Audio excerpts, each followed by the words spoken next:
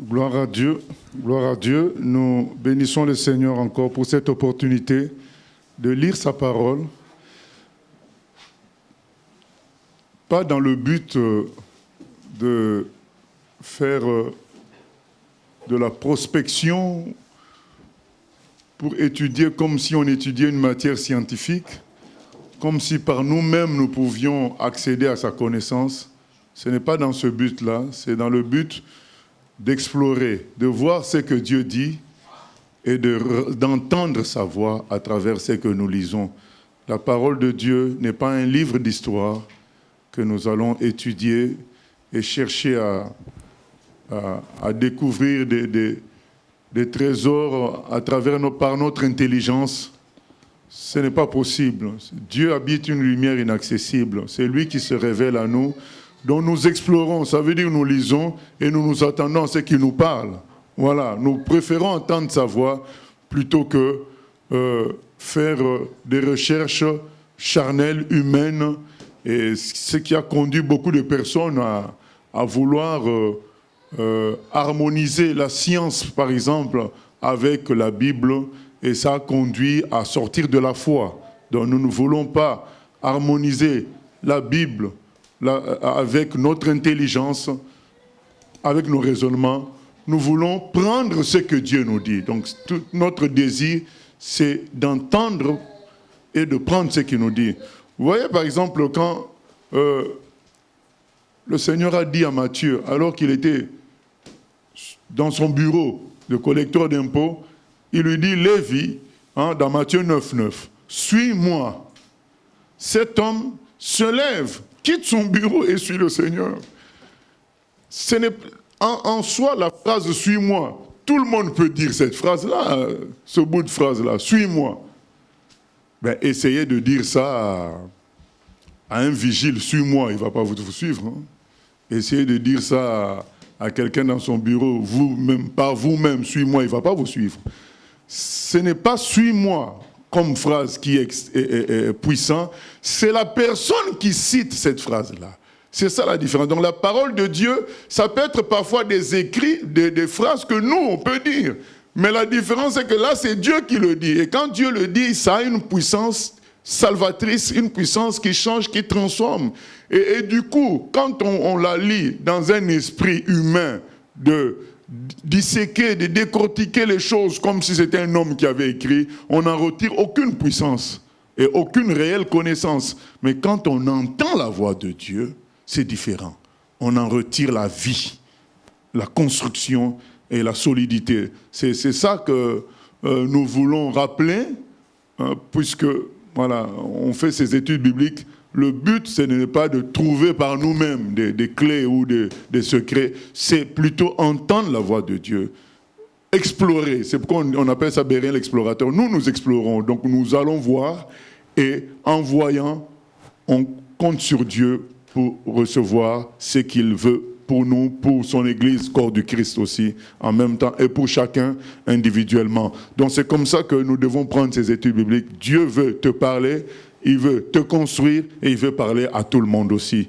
Voilà, nous donc sommes arrivés à 2 Samuel chapitre 13. Nous allons lire 2 Samuel chapitre 13, nous connaissons le contexte. David vient de faire un grave péché, en tout cas une série de péchés graves, parce que ce n'était pas qu'un seul péché, une série de péchés graves, adultère, meurtre, mensonge, complot, et quelques-uns encore. Et à la suite de ça, il y a une prophétie qui lui dit que, bon, au verset 10, je crois, du chapitre 12, il se dit que maintenant l'épée ne s'éloignera jamais de ta maison parce que tu m'as méprisé et parce que tu as pris la femme d'Uri le Héthien pour en faire ta femme. Donc tu m'as méprisé, tu m'as négligé, tu m'as pris pour ton copain.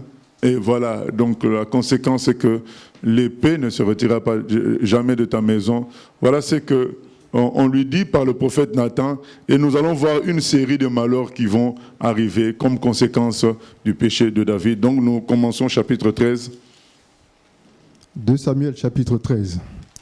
Après cela, voici ce qui arriva. Absalom, fils de David, avait une sœur qui était belle et qui s'appelait Tamar, et Amnon, fils de David, l'aima. Amnon était tourmenté jusqu'à se rendre malade à cause de Tamar, sa sœur, car elle était vierge, et il paraissait difficile à Amnon de faire sur elle la moindre tentative. Amnon avait un ami nommé Jonadab, fils de Chiméa, frère de David, et Jonadab était un homme très habile. Il lui dit: « Pourquoi deviens-tu ainsi chaque matin plus maigre, toi, fils de roi? Ne veux-tu pas me le dire ?» Amnon lui répondit: « J'aime Tamar, sœur d'Absalom, mon frère. » Jonadab lui dit: « Mets-toi au lit et fais le malade. Quand ton père viendra te voir, tu lui diras: Permets à Tamar, ma sœur, de venir pour me donner à manger, qu'elle prépare un mets sous mes yeux, afin que je le voie et que je le prenne de sa main. » Amnon se coucha et fit le malade. Le roi vint le voir, et Amnon dit au roi: « Je te prie que Tamar, ma sœur, vienne faire 2 gâteaux sous mes yeux, et que je les mange de sa main. » David envoya dire à Tamar dans l'intérieur des appartements: « Va dans la maison d'Amnon, ton frère, et prépare-lui un mets. » Tamar alla dans la maison d'Amnon, son frère, qui était couché. Elle prit de la pâte, la pétrit, prépara devant lui des gâteaux et les fit cuire. Prenant ensuite la poêle, elle les versa devant lui. Mais Amnon refusa de manger. Il dit: « Faites sortir tout le monde. » Et tout le monde sortit de chez lui. Alors Amnon dit à Tamar: « Apporte le mets dans la chambre, et que je le mange de ta main. » Tamar prit les gâteaux qu'elle avait faits et les porta à Amnon, son frère, dans la chambre. Comme elle les lui présentait à manger, il la saisit et lui dit: « Viens, couche avec moi, ma sœur. » Elle lui répondit: « Non, mon frère, ne me déshonore pas, car on n'agit point ainsi en Israël. Ne commets pas cette infamie. Où irai-je, moi, avec ma honte? Et toi, tu serais comme l'un des infâmes en Israël.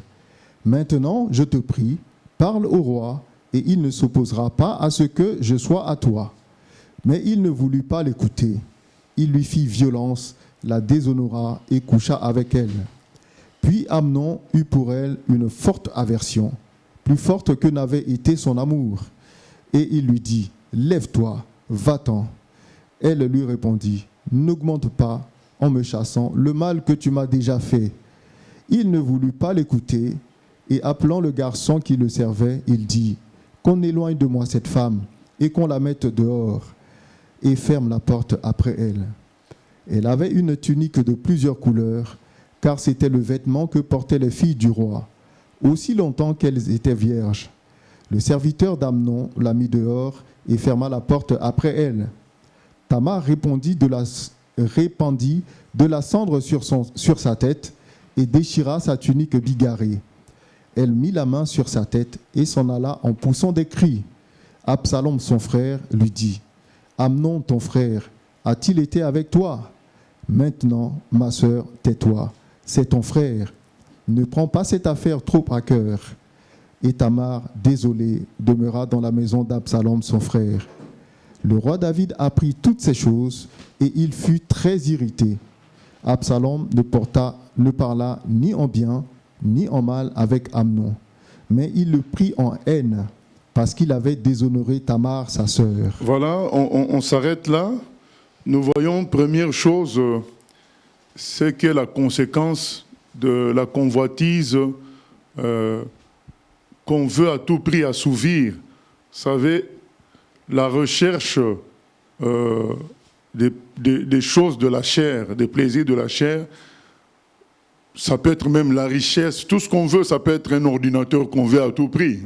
Donc la recherche des choses de la chair peut nous entraîner dans une telle convoitise, jusqu'à nous pousser à commettre des péchés graves. Et finalement, après la satisfaction de ces convoitises-là, il y a un dégoût qui suit. Parce que quand la convoitise est là, ça s'accompagne d'une promesse voilée de plénitude, de bonheur. Parce qu'on se dit, si je fais ça, c'est là que je serai bien. Si j'ai cette voiture-là, c'est là que je serai bien. Donc la convoitise s'accompagne d'une certaine fausse promesse comme ça, voilée, de bonheur, de plénitude. Et on se rend compte qu'après l'avoir satisfaite, on n'est pas dans ce bonheur-là, dans cette plénitude. Et vous allez me dire, mais oui, mais il y a plein de gens qui continuent mal. Oui, ils continuent parce qu'ils ne sont pas encore arrivés au fond. Mais si ça t'arrive tout de suite, c'est une bonne chose parce que ça te sort du cycle. Il y a des gens, il faut 5 ans, 10 ans pour sortir de ce cycle-là, se rendre compte que finalement, j'ai fait une grave erreur, comme j'écoutais un mafieux qui disait, un ex-mafieux qui disait, mais la plus grande bêtise de ma vie, c'est d'avoir pris la cocaïne. Voilà. Donc, cette personne s'en est rendue compte peut-être 20 ans après. Amnon, lui, il subit ça à l'instant même. À l'instant qu'il vient de satisfaire sa convoitise, il subit la déception, le dégoût, le manque de plénitude, donc la fausse promesse de plénitude, de bonheur qu'engendre la convoitise. Il est déçu par rapport à cela. Il n'y a pas cette plénitude, il n'y a pas ce bonheur. Au fait, on se dit, mais tout ça pour ça, quoi, finalement. Tout ça pour ça. Et on se rend compte qu'on s'est lancé dans une voie fausse. Alors que quand on était attiré, quand on était poussé, on avait l'impression qu'on allait atteindre quelque chose de plein, d'extraordinaire, mais finalement, il y a le dégoût qui accompagne la satisfaction, parce qu'on se rend compte qu'on s'est trompé, on se rend compte qu'on n'a pas cette satisfaction totale qu'on pensait, et surtout que ça nous échappe encore à nouveau. Il faut encore se relancer, et beaucoup se lancent dans des convoitises, et suivent la règle de ce monde qui dit le meilleur moyen de échapper à la tentation, c'est d'y succomber. C'est une erreur grave. Donc au contraire, quand on y succombe, souvent il y a un dégoût qui est là, mais après, trop tard, le diable nous a piqué et nous a rendus esclaves. Même s'il y a ce dégoût, on se relance encore quand, vous savez, quand on redevient sobre, on se relance encore parce qu'entre-temps, le diable a piqué. Il y a beaucoup de gens qui sont alcooliques. À chaque fois qu'ils sont ivres, ils sont dégoûtés.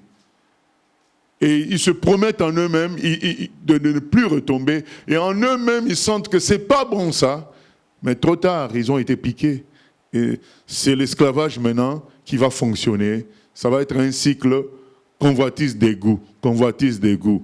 Et Jésus est venu nous sortir de ce cycle-là pour nous donner la vie en abondance. C'est ce qu'il dit Jean 10, 10. Il dit, le voleur vient pour égorger, détruire, dérober. Moi, je suis venu donner la vie en abondance. Vous sortir de ce cycle dans lequel le voleur vous pousse. Il vous donne la convoitise. Il dit, allez, prenez, mais quand vous tombez dans la convoitise, finalement, quand vous êtes satisfait, il y a un dégoût qui suit, mais trop tard, il vous a eu par un esclavage. Même s'il y a le dégoût, l'esclavage rallume encore la convoitise et ça devient un cycle comme une prison. Ce n'est pas pour rien que Jésus dit qu'il est venu libérer les captifs. Il est venu renvoyer libre les opprimés. C'est vraiment comme une prison. Et beaucoup, même païens, il y a des témoignages qu'on a lus dans des journaux, des païens qui disent, mais je n'en veux pas, mais dès que je suis sobre, je suis conduit à retourner encore à ce péché-là et à ce mal-là, parce qu'entre-temps, l'esclavage s'est installé. Mais le Seigneur nous dit, mais prenez conscience de ce dégoût-là et sortez de la convoitise. Nous ne sommes pas obligés de satisfaire les convoitises. Nous pouvons recevoir la vie en abondance du Seigneur qui est au-dessus des convoitises. Il suffit de prier. L'erreur que commettent beaucoup de chrétiens, c'est qu'ils se retiennent. Donc, ils se disent, oh, mais ça c'est bon, mais c'est interdit. Ça c'est bon, mais c'est interdit. Ah, mais c'est pas comme ça qu'il faut voir les choses. Parce que là, ça voudrait dire que la convoitise fonctionnera toujours. Qu'est-ce qu'il faut faire? Il faut aimer les choses d'en haut. C'est ce qui est décrit dans Colossiens 3, 3. Affectionner les choses d'en haut. C'est ça qui nous sort de la convoitise, c'est-à-dire que nous trouvons une autre source de satisfaction. Mais se dire, mais tiens, je me retiens, c'est bon cette affaire-là, ça fait du bien telle chose, mais c'est interdit, c'est pas bon. Donc il faut considérer que le Seigneur nous a apporté une vie nouvelle, il nous a apporté des mets nouveaux, des produits nouveaux à consommer, la paix, la joie par le Saint-Esprit, sa gloire, c'est les produits nouveaux à consommer qui nous mettent au-dessus des convoitises de la terre.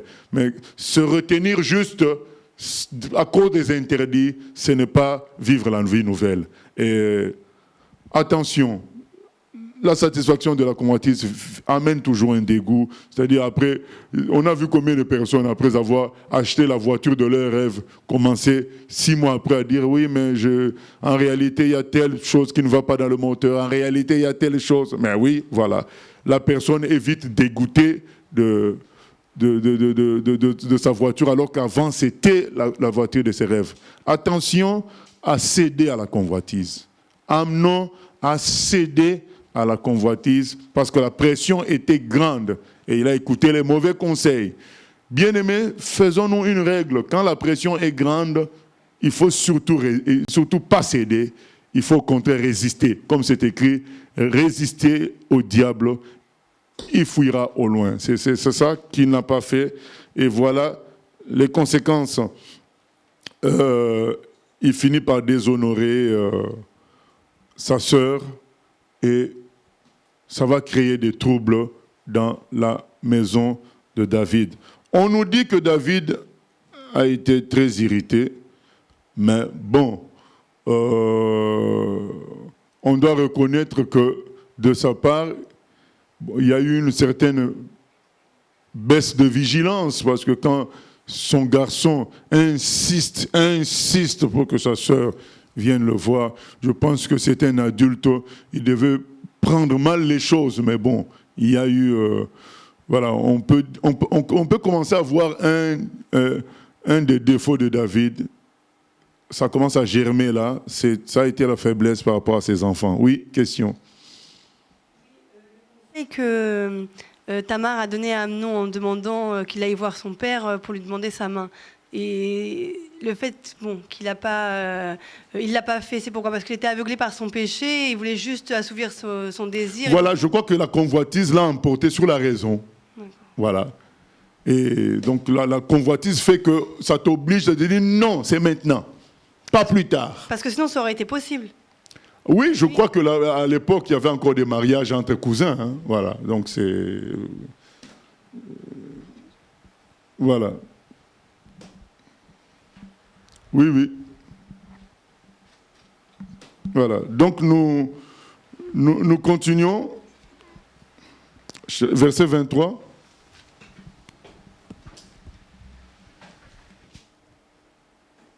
Verset 23. 2 ans après, comme Absalom avait l'étendard à Baal-Hatzor, près d'Éphraïm, il invita tous les fils du roi. Absalom alla vers le roi et dit : Voici, ton serviteur a l'étendard. Que le roi et ses serviteurs viennent chez ton serviteur. Et le roi dit à Absalom : Non, mon fils, nous n'irons pas tous, de peur que nous ne te soyons à charge. Absalom le pressa, mais le roi ne voulut point aller, et il le bénit. Absalom dit : Permets du moins à Amnon, mon frère, de venir avec nous. Le roi lui répondit : Pourquoi irait-il chez toi ? Sur les instances d'Absalom, le roi laissa aller avec lui Amnon et tous ses fils.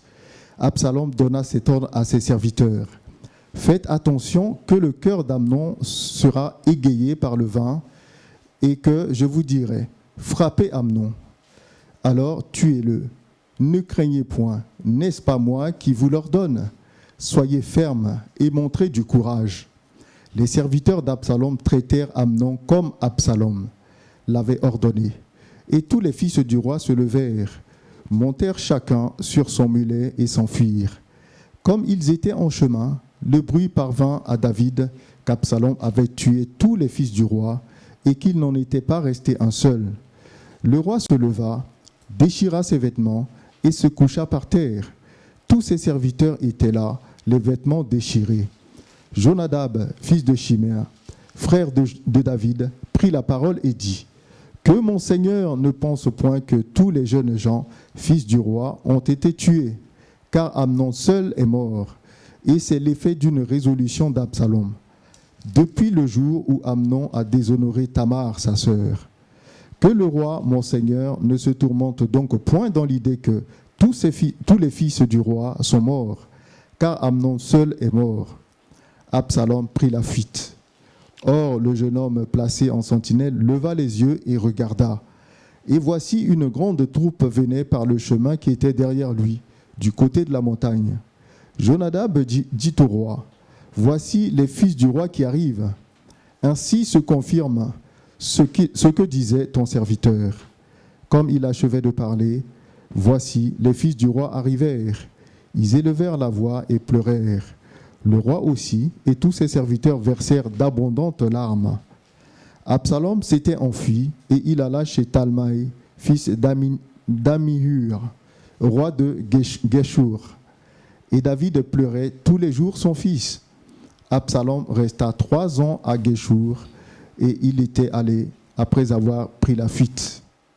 Le roi David cessa de poursuivre Absalom car il était consolé de la mort d'Amnon. Voilà, finalement, cet acte-là conduit à un meurtre. Finalement, Absalom fait un complot pour tuer Amnon, son frère. Et la prophétie qui avait été donnée à David s'accomplit. Il y a l'épée qui sévit dans sa maison. Et il y a une question qu'on peut se poser par rapport à cette prophétie et son accomplissement. On peut se poser la question, est-ce que y avait-il quelque chose à faire pour que cela ne s'accomplisse pas? On peut se poser cette question-là. Est-ce que quand Dieu dit qu'un malheur va arriver, est-ce qu'il peut y avoir annulation de ce malheur-là? Voilà une question qu'on peut se poser. Quelle attitude on doit avoir? Et nous disons oui, pas par rapport à notre raisonnement, mais par rapport à des précédents bibliques. Nous voyons Dieu dire à Moïse, par exemple, qu'il va détruire tout le monde et il va rester qu'avec Moïse et la famille de Moïse.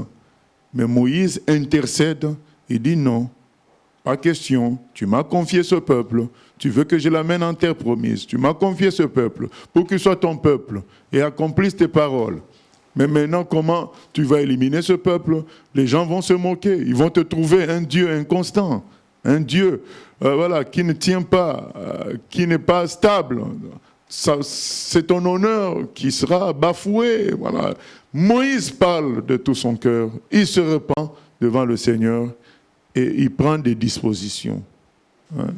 Il dit aux Lévites, il dit que chacun élimine son frère qui a péché. Donc, qu'est-ce que fait Moïse? Lui-même, il juge le peuple afin que Dieu ne juge pas le peuple. Donc, quelque chose a été fait qui a fait marche arrière au Seigneur. Donc, le Seigneur s'est repenti du mal qu'il allait faire. Il a fait autrement. Donc, je pense que quand on saisit la volonté de Dieu, tout ce que Dieu veut nous enseigner, les choses peuvent changer. Mais la confession simple ne suffit pas. Car David a bel et bien confessé son péché. Mais il ne s'agissait pas que de ça, il s'agissait de la repentance et confession. La différence, c'est que la confession, c'est citer son péché et demander pardon pour cela. Alors que la repentance, c'est changer d'état d'esprit. Donc, ce n'est pas seulement confesser son péché, dire qu'on a péché et que ce n'est pas bon et qu'on demande pardon, mais c'est saisir la volonté profonde de Dieu, ce que Dieu attend de nous d'une manière totale en nous et changer d'état d'esprit. Mais on entrevoit que l'état d'esprit de David n'avait pas changé totalement, dans le sens où il faut dire que son péché de départ était dû à une négligence de saisir la vision divine, alors que il avait été appelé comme un roi guerrier. Il a négligé cette vision. Il y avait bataille. Lui, il est resté dans son château, dans son palais, ainsi de suite. il retourne quelque part dans cette erreur de négligence de Dieu. Il n'y a pas eu repentance par rapport à ça. Parce que vous vous souvenez, la prophétie disait « Parce que tu m'as méprisé ». Il n'y avait pas que le péché d'Uri le Héthien. Par rapport à Uri le Héthien, il y avait le mépris de Dieu. C'est-à-dire tu négliges Dieu. Tu n'es plus dans sa vision. Tu as négligé ma vision. Tu m'as négligé. Et là, contrairement à Moïse, qui a pris au sérieux la vision divine. Comment on sait que Moïse a pris au sérieux la vision divine? Il a demandé à ce qu'on élimine tous ceux qui avaient fait l'idolâtrie. Et du coup, ce sont les Lévites qui l'ont fait.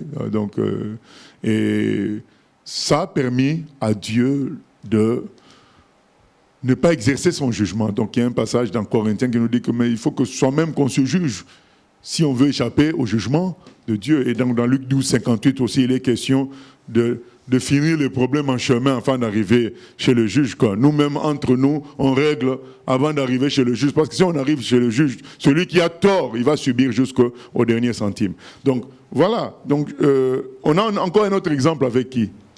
Le fameux Jonas. On lui dit, va prophétiser, je vais détruire Ninive. Après 40 jours. Voilà. Donc, Jonas va prophétiser. Les Ninivites se repentent jusqu'aux animaux qui jeûnent. Et Dieu a pitié de Ninive. Donc, il fait marche arrière par rapport à au malheur qu'il avait promis. Donc, nous tenions à souligner ça parce que certains peuvent dire, mais comment Dieu, quelqu'un qui a confessé, il continue quand même à lui faire subir les conséquences de son péché. Il a confessé son péché en disant pardon pour le péché, mais est-ce qu'il a changé d'état d'esprit? Non, parce que là, il pouvait être, il pouvait résister à son fils. Par rapport à Tamar, il n'a pas résisté. Et là, il sentait qu'il y avait un souci. On va le voir même dans la suite. On va voir qu'à chaque fois, David est inspiré quand même malgré tout par Dieu. Il est inspiré toujours. Là, il est inspiré. Il dit, mais pourquoi tu veux à tout prix qu'Amnon vienne? L'inspiration est là, mais il y a la négligence de la vision du Seigneur. Il est écrit, sous les instances d'Absalom, il a encore cédé. Donc, David, en quelque sorte, a été partagé entre la pression de ses enfants à chaque fois et la vision divine, son rôle divin d'être un juge aussi, son rôle divin d'être le conducteur de tout le monde, le conducteur aussi de ses enfants. Pas seulement le conducteur du peuple en général, mais aussi de ses enfants. Il n'a pas été dans cette vision-là, il n'y a pas eu une repentance totale. Il y a eu la confession, oui, mais il fallait changer d'état d'esprit. On voit qu'il y a eu cette négligence-là qui continuait. Ça faisait que la prophétie continuait à sévir, à s'accomplir. Et là, on voit, finalement, il a négligé encore d'écouter la voix du Saint-Esprit qui lui dit, mais le petit Amnon, il est en danger. Il a cédé. Oui, oui.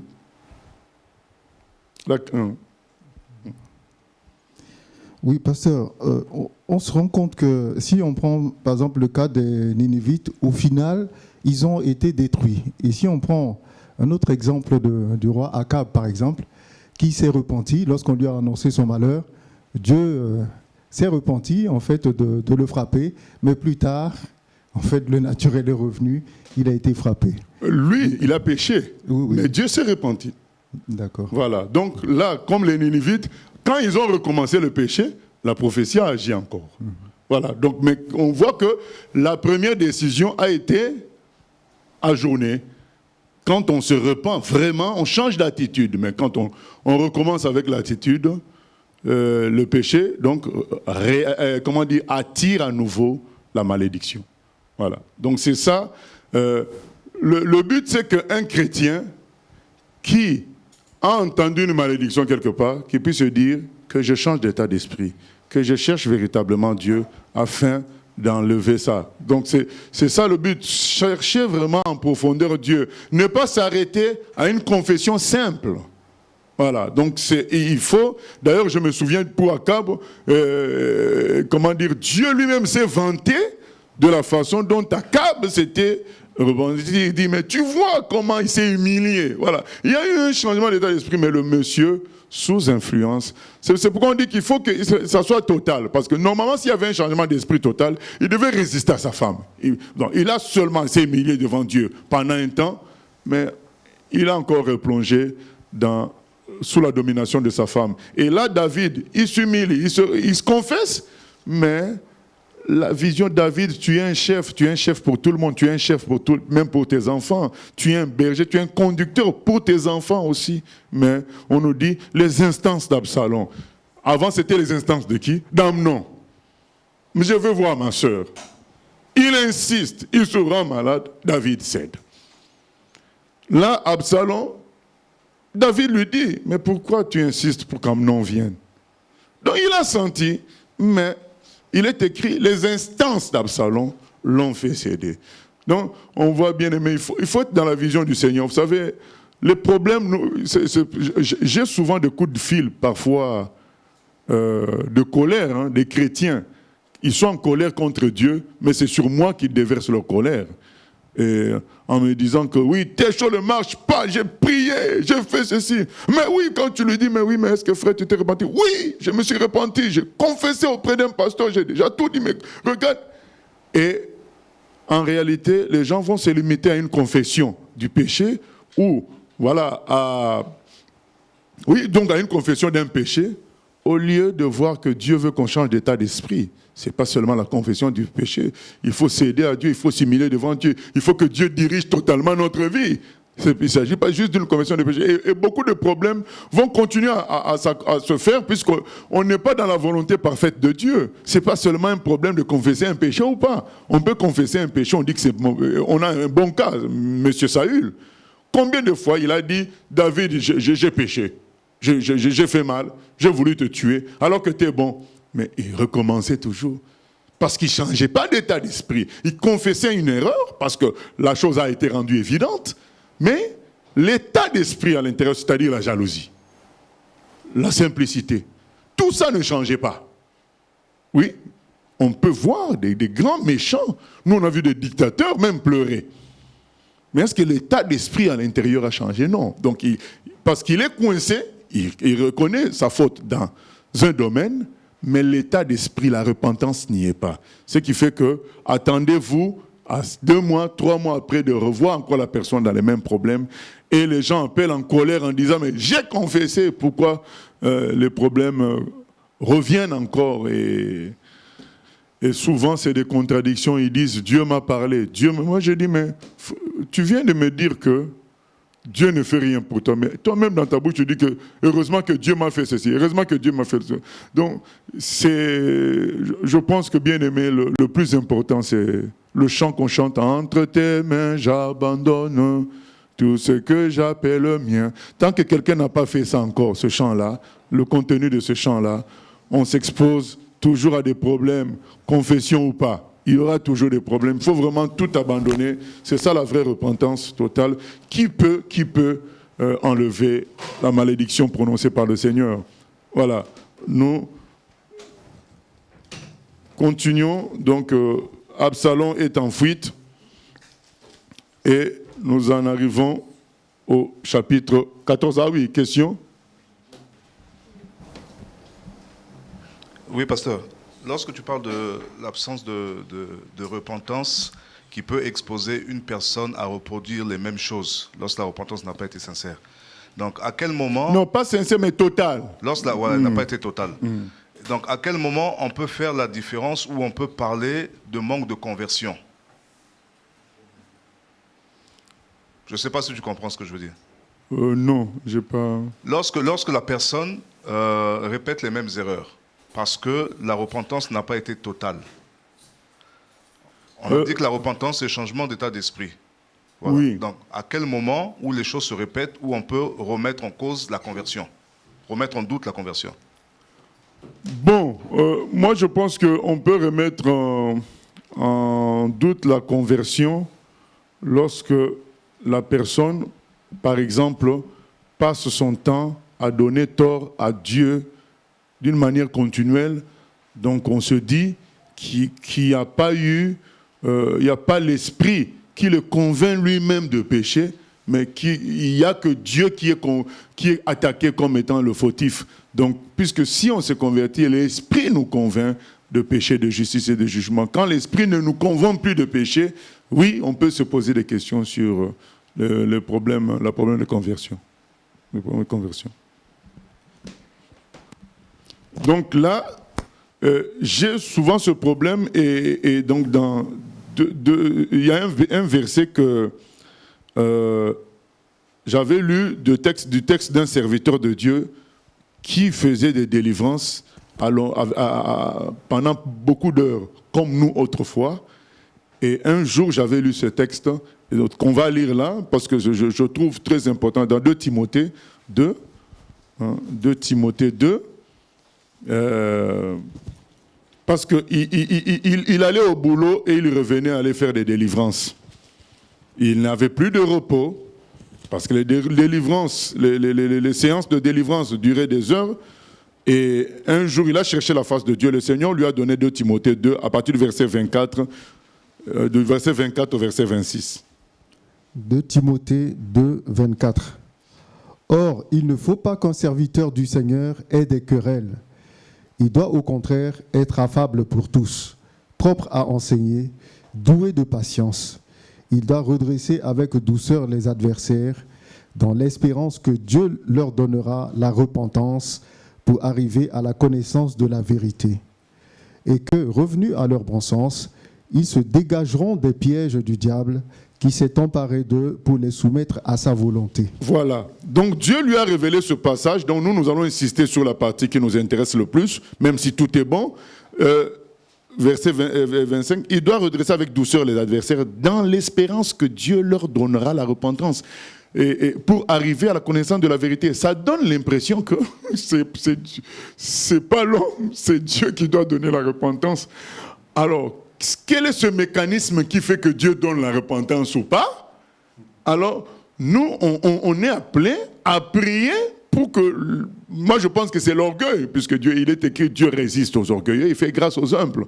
Donc, il peut y avoir un orgueil humain qui empêche que Dieu accorde la repentance à quelqu'un qui l'amène dans la vérité, et c'est la vérité qui a franchi, et que, revenus à leur bon sens, ils se dégageront des pièges du diable qui s'est emparé d'eux pour les soumettre à sa volonté. Et du coup, ce frère-là qui faisait des délivrances à longueur de journée, il a commencé à discuter.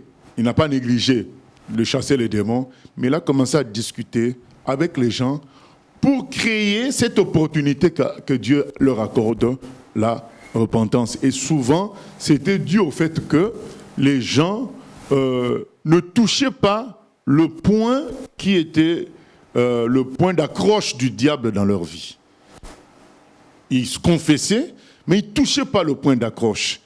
Et c'est ce qui est écrit là, que Dieu leur accorde la repentance, qu'ils voient bien que c'est ce point-là auquel je dois renoncer, qui est l'entrée des autres choses. Et si on doit prendre l'exemple de notre bien-aimé David, dans le cas qu'on vient de citer, le point, c'est la vision du Seigneur. Tu es le berger de ta famille aussi. Tu es le conducteur de tout le monde. Il ne peut pas y avoir exception. Et que quand il y a des instances de ta famille, tu lâches. Il y a aussi le point, concernant le fait que le ministère de roi, c'est le ministère de Dieu. C'est Dieu qui t'établit. Tu n'es pas ton propre chef. Tu dois rendre compte. Donc, alors, c'est deux choses peut-être que dans son expérience de chute, qu'il devait réaliser, mais on va s'arrêter au péché sexuel, mais on ne se rend pas compte que le vrai problème est au-dessus de ça. Et voilà, on confesse le péché sexuel, on confesse le meurtre, mais on néglige la vision divine. Je suis établi roi pour tout le monde, je suis établi roi, et j'ai un chef quand même malgré tout, c'est Dieu. Et c'est très important. Oui. Question? Qui a le micro? Voilà, donc c'est très important que nous prions pour que Dieu accorde la repentance aux gens qui va produire la délivrance totale. Oui. Mais quand Nathan reprend David dans 2 Samuel 13, il lui dit quand même, parce que tu as fait blasphémer les ennemis de l'Éternel en commettant cet acte, le fils qui t'est né mourra. Comment ça se fait que David s'est pas dit, mais c'est pas logique quelque part, que c'est pas juste à cause de ce que j'ai fait avec cette femme? Pourquoi est-ce que Nathan me dit, parce que tu as fait blasphémer les ennemis de l'Éternel? Là, il aurait peut-être dû, là c'est la vision de Dieu qu'on lui donne, parce qu'on lui dit, tu as fait blasphémer les ennemis de l'Éternel. Donc c'est bien qu'il y a une vision de roi guerrier, comme tu as dit. Enfin, il aurait dû saisir que c'est plus que juste ce qu'il a fait avec cette femme, non? Oui, c'est ce qu'on dit. Oui. Donc il n'a pas saisi. Il est resté sur le péché lui-même d'impudicité, alors que d'adultère, au lieu de voir plus loin que ça. Mais qu'est-ce qui m'a rendu faible? Qu'est-ce qui m'a rendu faible? Oui. Ah, d'accord. Okay. Donc qu'est-ce qui m'a rendu faible? C'est que j'ai quitté quand même la vision du Seigneur qui m'a établi roi guerrier pour faire les guerres d'Israël. Je suis resté chez moi et il n'a peut-être pas vu cela. Et nous voyons que là, face à ses enfants, pareil, il oublie qu'il est le roi guerrier même pour ses enfants. Donc voilà. Donc on dit qu'il était irrité, mais qu'est-ce qu'il a fait sur Amnon? On ne sait pas. On dit seulement qu'il était irrité. Bon, je pense qu'il aurait pu peut-être faire quelque chose qui allait peut-être apaiser le cœur d'Absalom. Parce que vous savez, les gens, parfois, ils cherchent à faire justice quand ils ont l'impression que la justice n'est pas accomplie aussi. Et voilà. Donc, c'est... je fais j'ai des parenthèses. Non, je fais cette intervention pour dire que ne nous contentons pas que du péché direct commis. Voyons plus que ça. Voilà. L'état d'esprit, c'est ça, c'est encore bien plus important parce que l'état d'esprit peut nous ramener encore au même péché. Voilà, il peut nous ramener à d'autres péchés alors que voilà, nous on est resté que sur un fait, alors que c'est l'état d'esprit. Peut-être quelqu'un est souvent irascible, il se fâche et il demande pardon pour ses colères, mais le vrai problème, c'est que c'est quelqu'un peut-être qui aime s'imposer partout, qui aime que les choses se fassent comme il veut. Voilà. Alors que lui, maintenant, quand il s'est fâché, après le soir, il dit pardonnez-moi pour ma colère, mais il va le faire chaque soir. Mais Dieu ne refuse pas ça. Hein. Il dit que 70 fois 7 fois, il pardonne. Pas de problème. Mais le problème, c'est que tu n'es pas libéré toujours. Parce que le verset de Timothée qu'on a lu, il a reçu ça dans le cas de la délivrance. C'est que la délivrance n'est pas totale, puisque le point d'accroche, c'est que dans ton comportement, tu aimes que tout se fasse comme toi tu veux. Toi, tu te répands à chaque fois de la colère, de tes explosions, mais tu ne prends pas en compte l'état d'esprit qui est que tu te comportes comme quelqu'un, comme un chef. Tu veux à tout prix que les choses se passent comme tu veux. C'est ça qui produit ta colère. Alors que si tu saisis ça maintenant, ah oui, donc dorénavant, je dois accepter qu'il y a des choses qui peuvent se faire comme je ne veux pas. Et c'est Dieu seul qui gère tout ça. À partir de là, la paix va entrer dans ton cœur. Tu ne vas pas chercher à tout gérer, à tout saisir, tout contrôler. Tu vas te faire confiance en Dieu et du coup, la colère aussi va s'en aller. Cette fois-ci, définitivement, ça ne sera pas juste confesser et puis ça revient demain. Voilà. Ça, là, c'est parti. Voilà. C'est très important. Nous continuons. Donc, chapitre 14. Hein? Oui. 2 Samuel 14. Joab, fils de Tserouja, s'aperçut que le cœur du roi était porté pour Absalom. Il envoya chercher à Tekoa une femme habile, et il lui dit : « Montre-toi désolé et revêt des habits de deuil. Ne toins pas d'huile et sois comme une femme qui depuis longtemps pleure un mort. Tu iras ainsi vers le roi et tu lui parleras de cette manière. » Et Joab lui mit dans la bouche ce qu'elle devait dire. La femme de Tekoa alla parler au roi. Elle tomba la face contre terre et se prosterna, et elle dit : « Ô roi, sauve-moi. » Le roi lui dit : « Qu'as-tu ? » Elle répondit : « Oui, je suis veuve. Mon mari est mort. Ta servante avait 2 fils.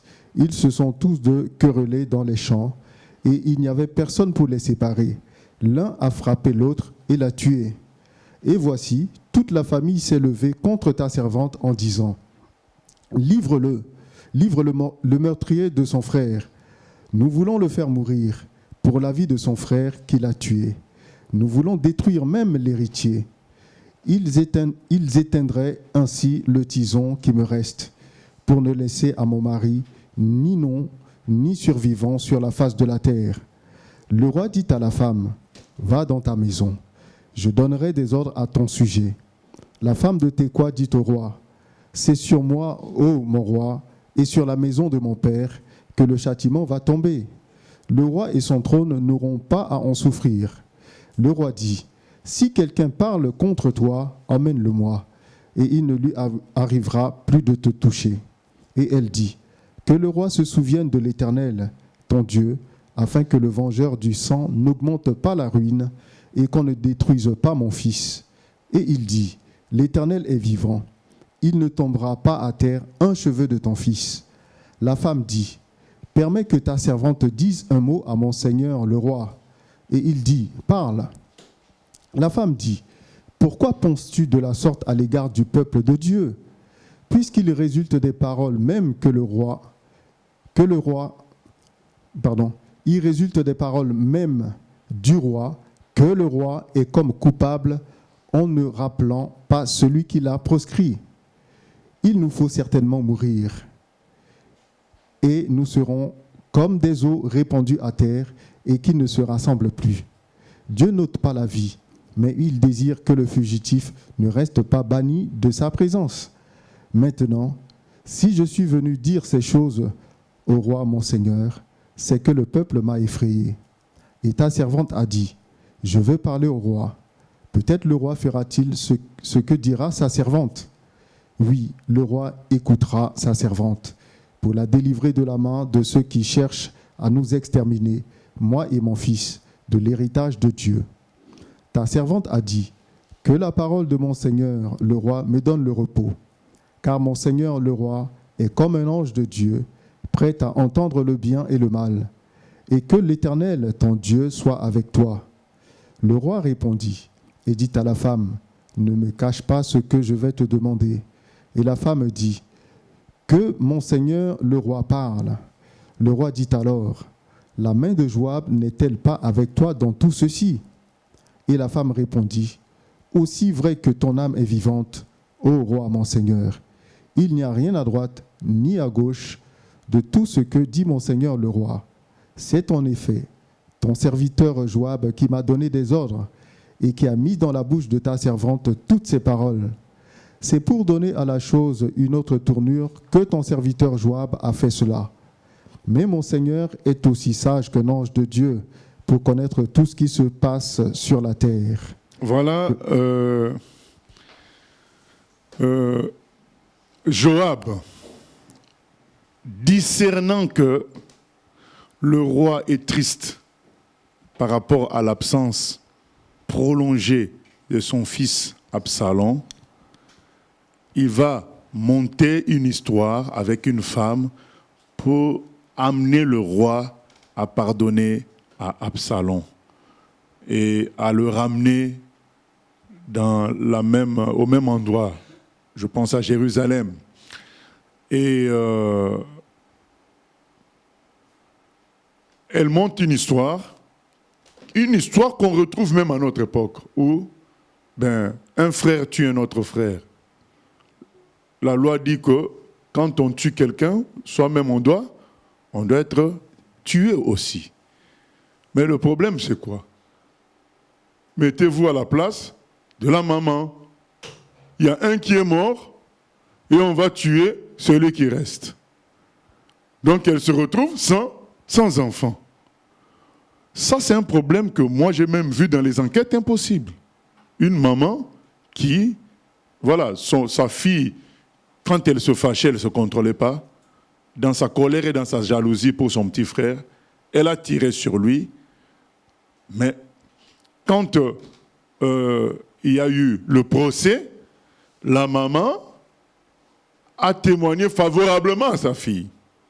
Et on expliquait que, oui, la personne qui faisait, le commentateur disait, vous comprenez, le problème c'est quoi? Elle vient de perdre un fils. Et là, si on condamne sa fille, elle se retrouve sans enfant. Sa fille sera condamnée à mort. Et donc, ça nous appelle à comprendre quoi? C'est que la justice sur terre est pratiquement impossible. C'est-à-dire que la justice humaine est limitée. La justice qui se règle par l'action de l'homme, elle est elle est limitée. Elle est limitée. Elle fait de son mieux. Elle fait de son mieux. Et c'est ce qu'a été la loi qui prescrivait des actions humaines pour réparer les choses. Elle restait limitée. C'est pourquoi il est dit, la loi est venue par Moïse, la grâce et la vérité sont venues par Jésus. Jésus apporte la vérité totale, le jugement de Dieu, la vérité, la justice divine totale qui vient du ciel. Seule cette justice-là peut vraiment régler les choses. La justice humaine, la loi, elle est bonne, mais elle est limitée. Et on voit quand on se retrouve dans ce genre de cas, on se dit, mais on fait quoi? Puisque quelque part, le but réel de la justice, c'est quoi? C'est procurer le bonheur. Parce que quand on arrive à arrêter le voleur, on empêche qu'il nuise au bonheur des gens. Quand on arrive à dire qu'un tel a tort, un tel a raison, on arrive à donner le bonheur à celui qui avait raison, alors qu'il pouvait se retrouver dans le malheur. Donc la justice vise quand même, en quelque sorte, à construire, à faire aller de l'avant les choses positivement.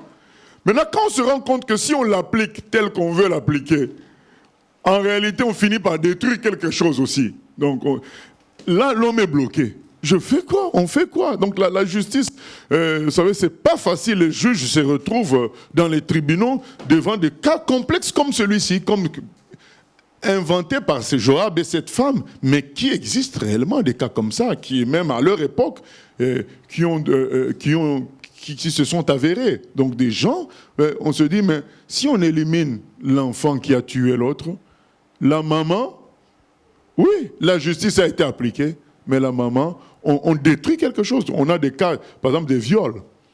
On a violé une femme et elle a maintenant un enfant. Maintenant, on se dit, mais c'est sale. Ça s'est passé d'une manière sale. Et il y a des pays qui sont contre l'avortement, mais pour le cas du viol, ils autorisent l'avortement. Mais nous, les chrétiens, qui avons la justice divine, on dit non. Cet enfant-là est un innocent. Allons-nous, pour faire une sorte de réparation morale, puisque c'est un viol, éliminer le résultat du viol en tuant un enfant, qui est un être réel et innocent. Ouais, nous, les chrétiens, on dit non. C'est vrai que ça peut faire mal que quelqu'un entende qu'on ne veuille pas l'avortement pour ce genre de cas, mais parce que nous, on est dans la justice divine, qui va plus loin que le raisonnement humain, les attachements humains à la fierté, à la colère, à la vengeance aussi, hein, cela soit dit. Voilà, donc on se dit, Jésus apporte la vraie justice divine. C'est que seul le Fils de Dieu peut porter nos péchés et il nous appelle à pardonner aux autres. Voilà, donc Père, pardonne-leur parce qu'ils ne savent pas ce qu'ils font. La justice humaine est limitée. Elle est limitée et nous voyons ce cas qui est posé à David. Il est bloqué, c'est vrai, tu fais quoi? Oui, mais si on l'applique mot pour mot, ben finalement, on tue quelqu'un. Et c'est ainsi qu'on tue le seul enfant qui peut aider cette mère-là à vivre. En quelque sorte, on tue aussi la mère. D'ailleurs, la mère l'a dit, c'est comme si on me tuait moi aussi. Donc, parce que mon fils a tué, la conséquence, c'est qu'on tue et mon fils et moi-même. Donc, qu'est-ce qu'on fait? Est-ce qu'on a construit là? Mais c'est pourtant la loi qui le dit. Mais est-ce qu'on a construit? Non, on n'a pas construit. Oh, le fond de la justice, c'est quoi? C'est faire aller les choses positivement, les faire évoluer. Ce n'est pas détruire pour détruire. Mais Dieu a donné ces lois-là de destruction pour faire prendre conscience aux gens que ce n'est pas bon. Et c'est comme ça que l'État aussi applique les mêmes lois que l'Ancien Testament, oui. Mais cependant, les juges parfois sont confrontés à la réalité de la construction. Le but, c'est de faire évoluer la société. Ce n'est pas de détruire les uns les autres. Parce que les uns et les autres ont usé de destruction. Et c'est là que Jésus vient trancher pour dire que celui qui a péché, qu'il jette la première pierre. Voilà, donc elle a péché, mais qui a le droit de la tuer? Qui n'a pas péché? Donc Jésus nous apporte la justice supérieure, celle qui est divine, pour dire attention, que celui qui veut enlever la paille chez l'autre regarde la poutre chez lui. Du coup, je suis dans un mariage, au lieu d'analyser tous les torts de ma femme ou de mon mari, je regarde ce que moi je peux faire en tant que sel de la terre pour compenser ces torts-là. N'est-ce pas que le sel, ça compense certains défauts de cuisine? Il y en a qui utilisent arôme magique, c'est pour compenser certains défauts. Et Jésus nous apporte cette justice-là pour dire, mais toi aussi tu as des torts. Alors, vise plutôt la construction, souviens-toi que moi, sachez que moi, je viens prendre les péchés, j'ai subi la condamnation, maintenant construisez. Et donc, c'est ce qui dit que celui qui n'a jamais péché, mais lui jette la première pierre. Et on se retrouve vraiment, on a un cas d'espèce où la justice, dans son côté sanction, se trouve dans une situation où elle détruit plutôt qu'elle arrange les choses. Voilà. On est dans ce cas-là, et c'est là que nous rappelle que seule la justice divine vaut. Et c'est celle que Jésus-Christ est venu nous apporter. Merci Seigneur, parce que là, c'est la limitation de la justice humaine. Comme cette femme-là, moi quand je suivais cet épisode-là d'Enquête pour Impossible, j'étais en colère contre la dame de voir qu'elle couvrait sa fille. Alors que quand nous on suit les faits tels que c'était raconté dans cet épisode-là d'Enquête Impossible, c'est des histoires vraies. Hein. Donc on savait que cette fille avait tué son frère par jalousie. C'est vrai qu'elle avait aussi des problèmes. Quand elle s'est fâchée, elle ne se contrôlait pas. Mais de là à prendre un fusil et tirer sur ton frère, il y avait quand même un besoin caché de rester seul avec sa maman. Donc nous qui regardions étions en colère. Mais le commentateur a dit, mais mettez-vous à la place de la femme. Elle perdait maintenant un deuxième enfant alors qu'elle venait d'en perdre un. Voilà, c'est là la réalité de la limitation de la justice humaine, d'où nous avons besoin de la justice de Dieu. C'est pourquoi même dans nos affaires familiales, certaines choses, nous ne devons pas les régler par rapport à la raison, par rapport à ce que nous pensons bon ou mauvais. On peut se tromper par rapport à la justice divine. Parfois, il faut prier. Seigneur, guide-moi comment je résous ce problème avec mon enfant. Guide-moi comment je résous ce problème avec mes parents. Parce que parfois, si on suit que la loi du bon et du mauvais, on va adopter une voie qui ne construit pas finalement, puisque le but profond de la justice, c'est faire avancer, ce n'est pas de donner l'avantage à Satan. C'est quand même de faire que la gloire de Dieu se manifeste. Cet enfant-là qui est issu d'un viol, qui a 3 mois dans le ventre, mais on l'élimine. Peut-être que cet enfant-là allait être un grand médecin qui allait sauver les gens. Marion Maréchal Le Pen a dit, mais je suis contre l'avortement, parce que ma mère, moi je suis un enfant non désiré. Ça veut dire que si ma mère avait suivi votre logique, moi je n'aurais pas existé. Voilà, donc aujourd'hui elle est une grande responsable politique. Donc, un enfant innocent maintenant, si on doit suivre la règle du bon sens humain, on dit mais ça c'est un viol, c'est peut-être, on est au Japon, un soldat américain a violé cette fille-là, on va voir un sang sale américain parmi nous, vaut mieux qu'elle avorte, là on comprend quoi, on est contre l'avortement, mais pour ça on comprend, parce que c'est la loi du raisonnement humain, de la justice humaine, mais quand on regarde à Dieu, on se dit non, ça il y a une vie qui est là, cette vie peut produire des vies qui peuvent compenser le viol qui a été commis là. Donc il faut aller dans la justice divine, voilà. On pose ce cas à David, il est coincé, du coup il va vers la justice divine qui dit, ah bon, qu'on ne te dérange pas, qu'on ne va pas tuer ton fils, on va voir ce problème-là, quoi. Voilà, et c'est là que la femme lui dit, mais oui, mais toi-même, tu déranges le peuple parce que le peuple voit que tu ne recules pas par rapport à ton fils qui a tué un autre. Voilà comment on a piégé David. Et quand la femme a parlé, il a su tout de suite qui l'avait piégé. C'est qui? C'est Joab. Et du coup, une fois de plus, soutenu par Joab dans une entreprise, oui, qui n'est pas à 100% correcte. Pourquoi c'est pas ça? Pardonnez, je ne suis pas contre le pardon de David. Pourquoi ce n'est pas 100% correct? Parce que Absalom n'a pas fait de démarche directe. Vous savez l'histoire du fils perdu. Il est revenu, il lui a dit, j'irai voir mon père. je lui dirai, j'ai péché contre toi.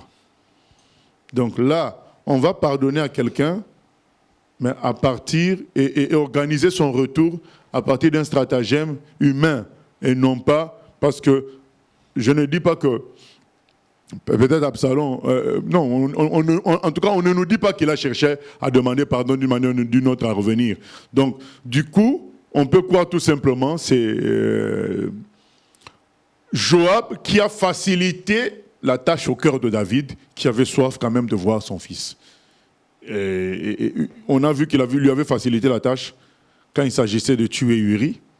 Là, il lui facilite encore la tâche pour un retour d'Absalom sans repentance directe.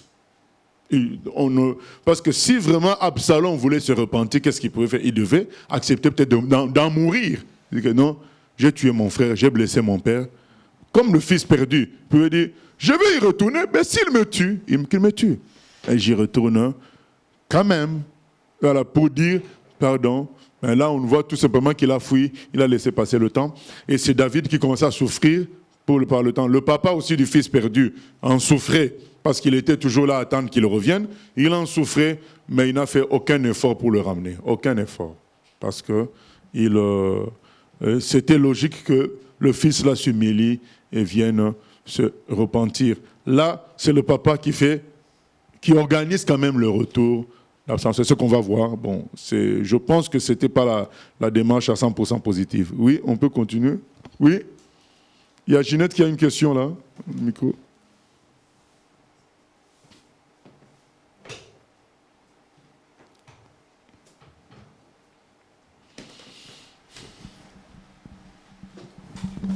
Il y a un proverbe qui dit que Dieu déteste quand on innocente un coupable. Tout simplement. Bon, c'était juste pour commenter à la fin de tout ce que tu as dit. Oui. Parce que d'un certain côté, on recherche la justice de Dieu, tout ça. Et en même temps, tu sais, Dieu, dans les proverbes, ça dit Dieu n'aime pas qu'on innocente un coupable. Oui. Comme la femme adultère, elle était coupable, mais qui doit la tuer? C'est là que Jésus dit, finalement, moi je prends tous les péchés, c'est moi le coupable. Donc maintenant, vous pardonnez. C'est le cas là, David a regardé la justice divine, il dit, mais là, notre but c'est quoi? C'est ça le but c'est quoi? Le but c'est de produire la vie ou de tuer la vie.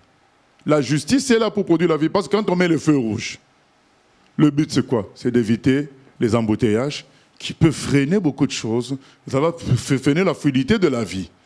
Maintenant, quand quelqu'un est mourant et qu'on doit aller vite à l'hôpital, on autorise les ambulances à enfreindre cette loi-là. Donc, ce n'est pas que les ambulances, donc est-ce qu'on va dire qu'elles sont coupables? Non, mais là, le but de la justice, c'est produire la vie. Ce n'est pas de la tuer. Donc, quand on se retrouve devant un conflit où la justice maintenant tue plutôt la vie, on se dit non, il y a un problème. Ce n'est pas le but profond de la justice. Donc il y a des interdits, mais dans le but de produire la vie. Maintenant, quand on se retrouve devant un conflit où la vie risque d'être enlevée à cause d'une logique de justice, on va avorter parce qu'on dit que c'est un viol. Tout ça, on se dit non, ce n'est pas le but profond de la justice. Nous, les chrétiens, on dit on n'avorte pas, malgré le viol. Ouais, voilà. Je pensais, c'est bien, la femme dans Jean 8, la femme adultère, elle a un cœur très repentant, reconnaissant, tout ça, et on voit qu'il y a un changement de cœur de cette femme. Tu sais, il dit, je te condamne pas, et va et ne pêche plus. Bon. Non, ça, c'est Jésus qui voit ça, c'est pas nous. En tout cas, c'est Jésus qui parle. Ben, nous, on n'a pas vu. Mais je reviens à Absalom. Si on... C'est pas tous les cas, j'entends ce qui est dit, mais si quelqu'un est coupable et on l'innocente pour le bien de certaines autres raisons, la personne peut... contourner cette histoire de vraiment avoir une repentance réelle. Mais c'est ça qu'on est et s'endurcir. Mais c'est ça qu'on vient de dire, là. Ouais, pour Absalom, il n'a pas fait de démarche de repentance. Ça. Donc David s'organise pour son retour sans que lui fasse le fils perdu. Lui, il est venu se repentir. C'est ça. Alors que Absalom, non. Ouais. C'est le manque affectif de son père qui le ramène. Et c'est pas bon. C'est ce qu'on est en train de donner, justement. Ouais. OK. OK. Donc, verset 21. Verset 21. Le roi dit à Joab, « Voici, je veux bien faire cela. Va donc, ramène le jeune homme Absalom. » Joab tomba la face contre terre et se prosterna. Et il bénit le roi. Puis il dit, « Ton serviteur connaît aujourd'hui que j'ai trouvé grâce à tes yeux, ô roi, mon Seigneur, puisque le roi agit selon la parole de son serviteur. » Et Joab se leva et partit pour Guerchour. Et il ramena Absalom à Jérusalem. Mais le roi dit, « Qu'il se retire dans sa maison et qu'il ne voie point ma face. » Et Absalom se retira dans sa maison et il ne vit point la face du roi. Il n'y avait pas un homme dans tout Israël aussi renommé qu'Absalom pour sa beauté, depuis la plante des pieds jusqu'au sommet de la tête. Il n'y avait point en lui de défaut. Lorsqu'il se rasait la tête, c'était chaque année qu'il se la rasait, parce que sa chevelure lui pesait. Le poids des cheveux de sa tête était de 200 cycles, poids du roi. Il naquit à Absalom 3 fils et une fille nommée Tamar, qui était une femme belle de figure. Absalom demeura 2 ans à Jérusalem sans voir la face du roi. Il fit demander Joab pour l'envoyer vers le roi, mais Joab ne voulut point venir auprès de lui. Il le fit demander une seconde fois, et Joab ne voulut point venir. Absalom dit alors à ses serviteurs, « Voyez, le champ de Joab est à côté du mien. Il y a de l'orge. Allez et mettez-y le feu. » Et les serviteurs d'Absalom mirent le feu au champ. Joab se leva et se rendit auprès d'Absalom dans sa maison. Il lui dit, « Pourquoi tes serviteurs ont-ils mis le feu au champ qui m'appartient ?»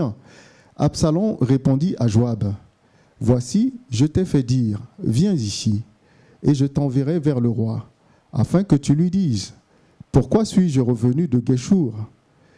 Il vaudrait mieux pour moi que j'y sois encore. Je désire maintenant voir la face du roi. Et s'il y a quelque crime en moi, qu'il me fasse mourir. » Joab alla vers le roi et lui rapporta cela. Et le roi appela Absalom, qui vint auprès de lui et se prosterna la face contre terre en sa présence. Le roi baisa Absalom. Voilà, bien aimé, il n'y a pas de repentance. Le monsieur se permet même de se plaindre, quoi. Il m'a fait venir ici et il ne me voit pas, bon, ben, quand même. Donc, c'est ça, quoi. Il y a des gens qui ne se repentent pas, qui ne font que se plaindre. C'est là qu'on reconnaît les inconvertis. Donc, normalement, on doit être amené à se repentir. Mais quand quelqu'un ne fait que se plaindre, on doit se poser des questions. Comment il conçoit Dieu ? Il conçoit Dieu comme quelqu'un qui est là pour satisfaire ses désirs. Ou bien quelqu'un devant qui nous devons nous prosterner et nous laisser conduire par lui. C'est ça. Donc, la conception de Dieu n'est pas bonne. Donc, la personne a été graciée, mais elle se plaint encore, mais oui, mais comment je ne le vois pas?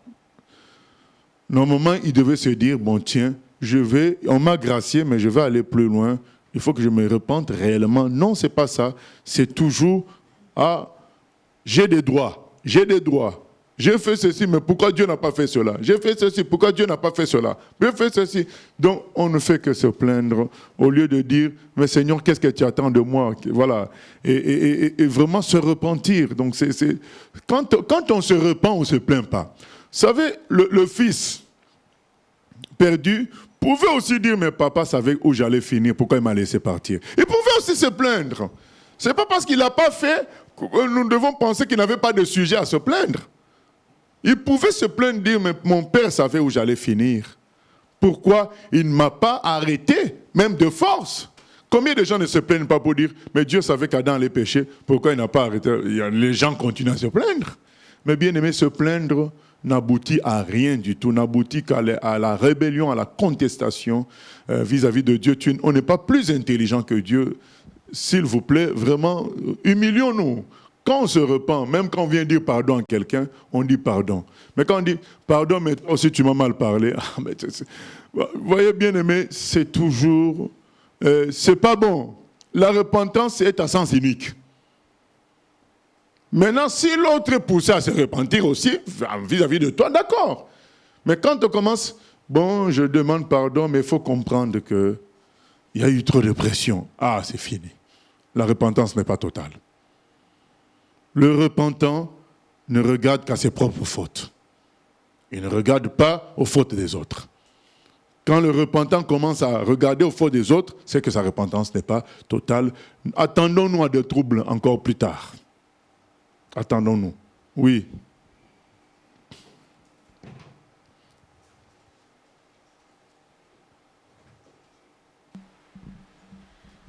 Donc finalement, la repentance, ça s'évalue aussi dans le temps.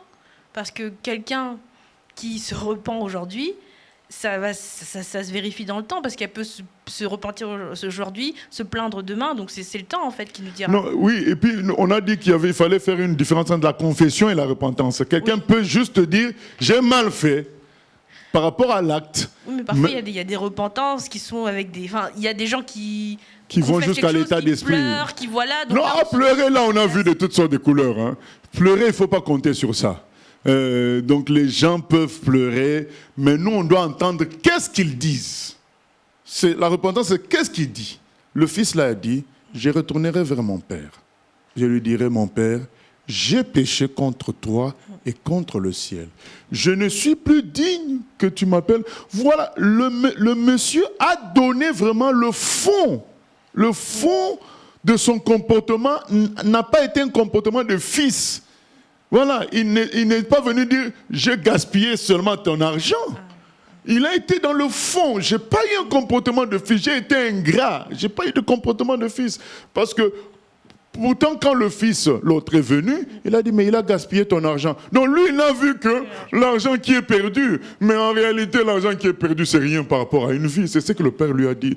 Il lui a dit, mais mon fils, enfin, excusez-moi, c'est pas dans la Bible, mais dans le dessin animé, le père dit au fils, la mise en scène, au fils aîné, je suis prêt à perdre ma richesse pour faire de vous de vrais hommes. Voilà. C'est ça, quoi. Donc, l'autre, il ne voit que il a gaspillé tous nos sous. Alors que le vrai problème est profond. Voilà. Donc, finalement, quand quelqu'un confesse quelque chose juste sur un acte, sur l'acte lui-même. Alors qu'il y a quelque chose de profond, c'est pas une repentance. C'est pas une repentance, c'est juste la confession. D'accord. Donc, il s'est énervé. Oui, mais pourquoi tu t'énerves tout le temps? En réalité, ça cache le fait que tu fais toujours que les choses se passent comme tu veux. Et du coup, à chaque fois que ça ne se fait pas comme tu veux, eh bien, le péché de la colère revient. Mais malheureusement, quand toi tu te repens que de la colère, au lieu de te repentir aussi de ce qui est derrière. C'est ça. Et là, Absalom, ben, il va revenir comme ça, par la soif de son père. Mais oui. Oui, pasteur, par rapport à ce que tu viens de dire et le texte de 2 Timothée, donc on doit bien comprendre que la repentance doit venir de la personne et non pas inciter, plutôt encourager à le faire. Sinon la personne, ça ne sera pas une repentance personnelle, comme on l'a vu avec Absalom et d'autres cas. Hein. Oui, mais dans Timothée, on dit que Dieu leur accorde la repentance. Voilà. Peut-être que Dieu peut envoyer un serviteur expliquer à la personne parce que la personne ne comprend pas. C'est ça un peu notre rôle, que la personne vient confesser, nous on aide la personne, on dit oui, c'est bien que tu as confessé, mais regarde, ça revient tout le temps. Est-ce qu'il n'y a pas quelque chose qui est derrière? On peut aider, on fait place de Dieu en ce moment-là pour amener la personne vraiment à la repentance.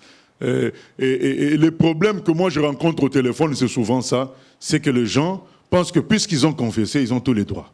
Donc non, regardez à ce qui occasionne toujours ce péché-là que vous commettez. Donc c'est ça que le Seigneur veut nous dire. Et Absalom, ben, il profite d'un arrangement. Son père a soif de lui et puis il ne se repent pas. C'est pourquoi on voit qu'il se plaint même. Donc il a l'impression qu'on l'a attiré pour sa beauté. Oui.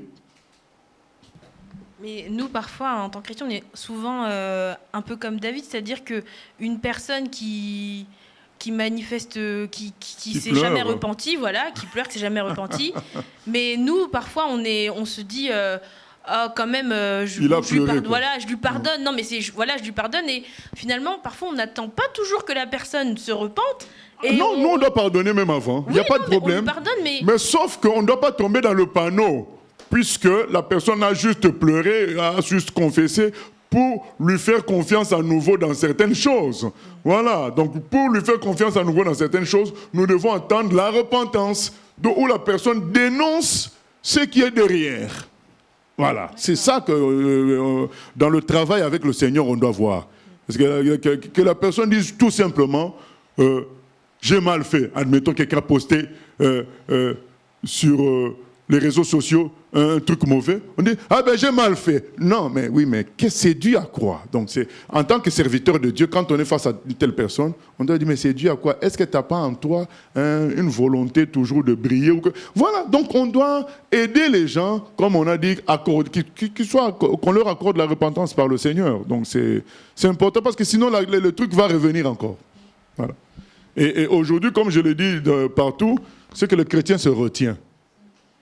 C'est bon les vêtements, mais bon, je ne vais pas froisser les gens. C'est bon l'argent, mais ici, dans cette église, on n'aime pas trop parler de l'argent.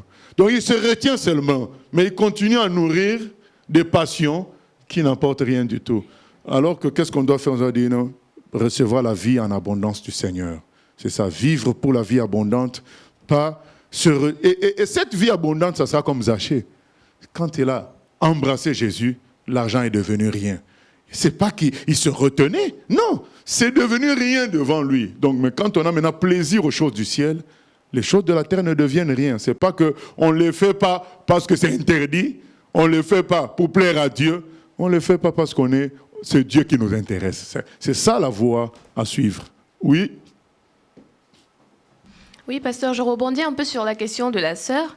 Est-ce que le fait de pardonner un frère ou une sœur et le fait de lui faire savoir qu'il est pardonné, est-ce qu'on ne robe pas cette personne d'une opportunité de se repentir réellement? Parce que humainement, on a tendance à croire que si quelqu'un nous demande pardon, c'est parce que la personne pense qu'elle a tort.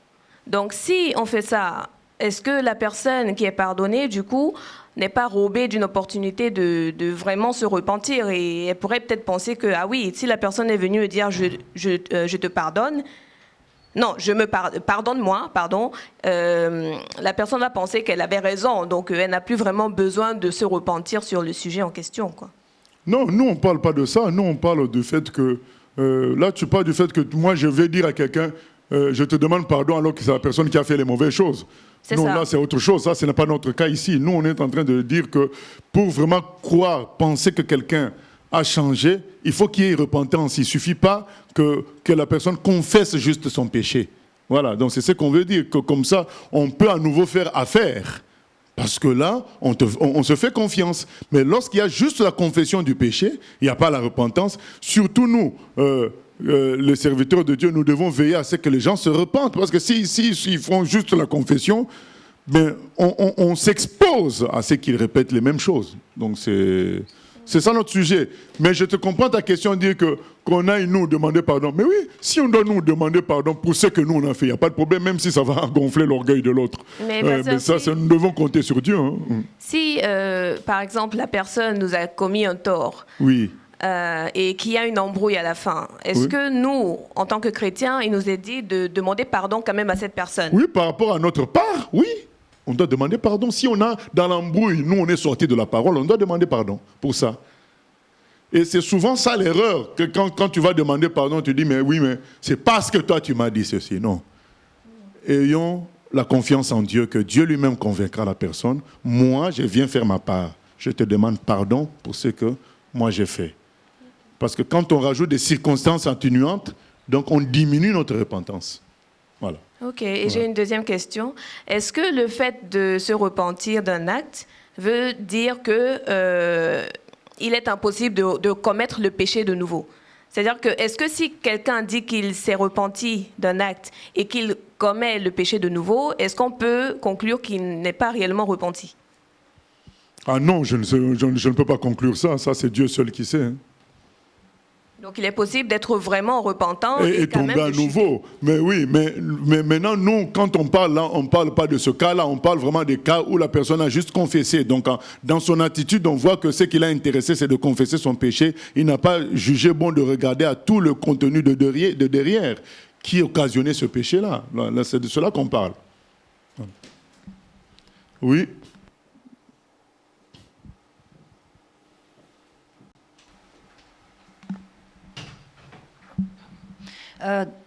Revenons à l'histoire ici. Je ne comprends pas pourquoi David veut avoir Absalom près de lui, mais ne veut pas le voir. C'est cruel. Ah bon? C'est cruel comment? Ben, je comprends la plainte d'Absalom. Tant qu'à être, il aurait dû rester plus loin. Ben, parce qu'il revient dans la ville où ce que tout le monde le connaît, tout ça, et le père ne veut pas le voir. Moi, je pense que c'était une bonne attitude parce que le monsieur ne se repentait pas. Donc, il fallait lui faire sentir. Il le rapprochait, mais il Je ne dis pas que c'est ce que David attendait, mais moi, je trouve que c'est ça qui est juste. Donc, il faut que le monsieur se repente pour qu'on retravaille ensemble. Ah oui. Donc, la confession permet de te rapprocher, ouais. Mais on ne travaille pas ensemble tant que tu ne t'es pas repenti. Parce qu'on ne peut pas faire alliance avec des gens qui ont toujours un problème avec Dieu. OK, Voilà. mais dans ce cas-là, David était quand même assez bien. Dans ce cas-là, Non, mais David, dans beaucoup de choses... une opportunité. Mais oui, mais il reçoit la révélation divine, mais il ne va pas jusqu'au bout. C'est ce qu'on a dit. Donc il a reçu de que Amnon, mais pourquoi tu veux à tout prix qu'Amnon aille là-bas? Mais il cède. Il a cédé lorsque Amnon parlait de Tamar. Il cède à Joab pour amener. Donc finalement, lui, il a mis bien Absalom à distance, même s'il avait soif de le revoir, il gardait sa tristesse, il se contenait, mais Joab vient lui faciliter la tâche, il cède. Et donc c'est ça. Donc à chaque fois, David a la bonne révélation, parce que c'est un loin de Dieu. Loin de Dieu, ça dit que l'esprit fonctionne avec lui. Donc là, pareil, il le maintient à distance, peut-être. Se repentirait-il? Non, le monsieur entre encore dans la plainte. Et il use. Et je peux vous dire que j'en entends des plaintes sur Dieu, quoi. Mais bon, les gens, comme ils ne voient pas Dieu, ils vont attaquer celui qui parle de Dieu. Et donc, les gens se plaignent au lieu de se repentir. Mais la différence entre David et Dieu, c'est que Dieu ne cède jamais. Lui, il est éternel. Donc, il ne cède pas. C'est toi qui vas te fatiguer. Et lui, il ne se fatigue pas. Il ne somnole même pas une seconde. Le danger, c'est nous, les serviteurs, que, à force d'entendre les plaintes, que toi-même, tu en arrives à te plaindre de Dieu. Ouais. C'est ça. Recevoir les gens pour des entretiens comporte un danger. C'est que toi, maintenant, tu reçoives leur mélancolie ou leur esprit de rébellion vis-à-vis de Dieu. Parce que toi, tu es embêté et tu as l'impression que Dieu ne fait rien pour résoudre ça. Et donc, il faut faire attention, vraiment. C'est l'une des plus grandes responsabilités d'un pasteur, c'est d'être capable de se décharger sur Dieu et de ne pas être contaminé par la mélancolie, la tristesse, la colère de celui qui vient te voir. Parce que quand ça se répète beaucoup, ça peut te fatiguer toi-même. Tu sais que quand tu vas voir la personne, c'est ça qu'il va dire. Mais Dieu, et finalement, peut-être toi-même, tu peux te décourager vis-à-vis de Dieu. Et c'était comme ça que beaucoup ont dévié aussi. Hein, parce qu'à force, on a vu ça avec Moïse, la pression l'a fait craquer. Alors on lui a dit, tu parles au rocher. Il a frappé dans la colère de la pression du peuple. Voilà. Donc c'est que c'est une chose de prêcher, mais c'est une autre chose d'être pasteur, quoi. C'est deux choses différentes. Et il y a des réalités qui demandent beaucoup de brisement, beaucoup de foi en Dieu, quoi, quand il faut écouter les humains. C'est ça. Oui, je voulais ajouter, parce que c'est vrai, il y a les pasteurs, mais il y a les brebis ordinaires aussi qui, des fois, corrigent d'autres personnes. Et c'est vrai que la personne peut confesser l'acte qui n'était pas bien, parce qu'elle est flagrante ou je ne sais quoi. Mais quand la personne qui aide dit ben, il y a quelque chose plus loin, ça l'énerve les gens d'aller plus loin. Ah oui, ça énerve. Les gens, ils ne veulent pas aller plus loin au niveau d'aller toucher le point sensible. Ah oui. Et c'est ça qu'on vit. Ouais. Donc, ça les énerve et ils nous considèrent comme injustes vis-à-vis d'eux. Donc, ils ont tout bien fait, ils viennent au culte, ils font tout ça, mais voilà votre Dieu, c'est qu'il me fait, quoi. Voilà. Et on dit, mais Dieu ne peut pas se tromper. Mais oui, mais dans mon cas, c'est dans son cas que Dieu se trompe. Voilà. Donc là, on doit prier, quoi. On doit prier et surtout ne pas se laisser contaminer. Là, il y a une autre chose, c'est qu'on veut parler de l'idolâtrie. Oui, il y a une question? Ah oui, d'accord.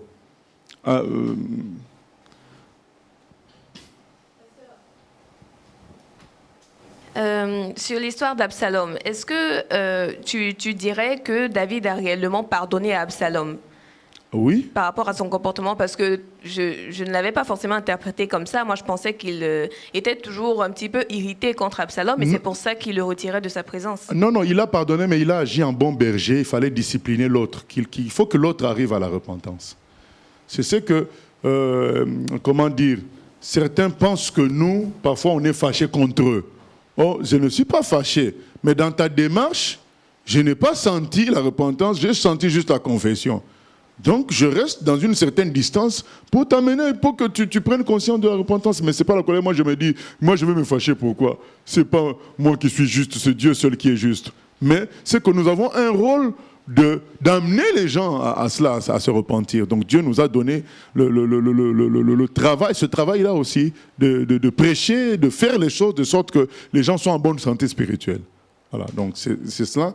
Et là, on va parler de l'idolâtrie. On voit que qu'est-ce qui se passe entre David et son général? C'est que Joab était idolâtre de David. C'était son idole. Donc il fallait faire plaisir à David. C'est ça. David veut une femme, on lui donne. David. Alors, et maintenant, qu'est-ce que je veux dire? Ce qui est paradoxal avec l'idolâtrie, c'est que l'idolâtre devient à un moment donné lui-même Dieu. Prenons l'exemple le plus banal. Quand la personne se fait une statue, mais il a fait ça selon les goûts de qui? De lui-même. Finalement, qui est Dieu? C'est l'idolâtre. Ce n'est pas l'idole. Parce que l'idole a été bâtie par l'idolâtre. Et on le voit avec les équipes, par exemple de football ou de je ne sais pas quelle équipe. Au début, quand tu connais cette équipe, tu n'as rien à voir avec cette équipe-là. Tu es séduit par son jeu, par ses victoires, et tu deviens supporter de cette équipe. Mais à la longue, tu commences à contester le choix de l'entraîneur. Ah non, il ne devait pas mettre celui-là. Mais au début, ce n'était pas ton problème, c'était l'équipe qui était au-dessus de toi. C'est toi qui venais à l'équipe. Mais depuis qu'un certain temps que tu supportes l'équipe, c'est toi qui deviens exigeant. Ah oui, mais on doit recruter un tel. Ah oui, mais l'entraîneur n'avait pas à sortir tel. Finalement, c'est toi qui commences à donner des ordres à ton idole. À ton idole. C'est toi qui deviens... Donc c'est ça qui se passe dans l'idolâtrie. En tant que serviteur de Dieu, n'acceptons pas de travailler avec des idolâtres. Des gens qui nous idolâtrent. Parce qu'au début, ça peut paraître plaisant. C'est-à-dire qu'ils font tout ce qu'on veut, mais un jour, c'est eux qui demanderont à ce qu'on fasse ce qu'ils veulent. Un jour. Et c'est ça qui se passe entre Joab et David. Au début, Joab fait tout ce que David veut. Mais et il fait tout pour lui faire plaisir. Il est idolâtre de David, il est épaté par David. Il est séduit parce que David a l'onction divine. Mais Joab ne sert pas Dieu avec David, mais il sert que David. C'est ça, il est idolâtre de David. Il sert pour David et non pas pour Dieu à travers David. C'est ça l'idolâtrie. Donc, c'est l'homme. On s'arrête à l'homme au lieu de, comme Paul dit, soyez mes imitateurs comme je le suis de Christ, mais on s'arrête à l'homme comme étant une sorte de Dieu lui-même. Et c'est ce que Joab faisait avec David. Mais qu'est-ce qu'on remarque? Finalement, à la fin, Joab voulait contrôler David. C'est lui qui contrôlait. Il a tué, c'est le général là, Amasa, je crois. Il a tué en temps de paix contre la volonté Avner. Il a tué Avner. Alors que David ne voulait pas qu'on tue Avner. Finalement, Joab était idolâtre de David, mais il voulait contrôler en même temps David. C'est l'avertissement que je donne aux uns et aux autres. Quand les gens te sont idolâtres, oui, ta chair va se réjouir au début, mais sache que le vent va tourner un jour. Un jour, les gens voudraient que tu fasses exactement ce qu'ils veulent. Au fait, ils vont changer de position et souvent, ces idolâtres-là vont t'amener à ta chute parce qu'ils vont t'entraîner dans une voie que toi, tu n'as pas voulu, mais que eux, ils ont dessiné pour toi parce que tu es leur idole. C'est eux qui te dessinent. Au début, c'est toi qui les avais séduits, c'est toi qui les avais attirés, mais à la longue, ils vont te dessiner à leur goût. C'est ça qu'on a donné les exemples de football. Au début, tu ne connais pas. On vient d'un certain pays, tu arrives dans un pays nouveau, tu ne connais pas les équipes. Tu as vu 2 ou 3 matchs, après tu dis, ah, mais c'était l'équipe qui devient mon équipe. Au début, tu ne fais rien, tu ne fais que découvrir l'équipe et être toujours touché. Mais à la fin, tu commences à dire, ah non, je suis contre tel choix. Il fallait qu'il fasse ceci, il fallait qu'ils achètent tel joueur. C'est toi l'idolâtre qui devient finalement Dieu. Attention, ne cédons pas à l'idolâtrie. L'idolâtrie est une facilité pour les serviteurs de Dieu parce que, voilà, on facilite la chair, mais la facilité n'est pas la vérité. La facilité n'est pas non plus la volonté forcément de Dieu. Nous devons chercher des partenaires qui travaillent avec nous dans la vérité. Ils travaillent pour Dieu, mais avec nous, considérant qu'on est des serviteurs de Dieu.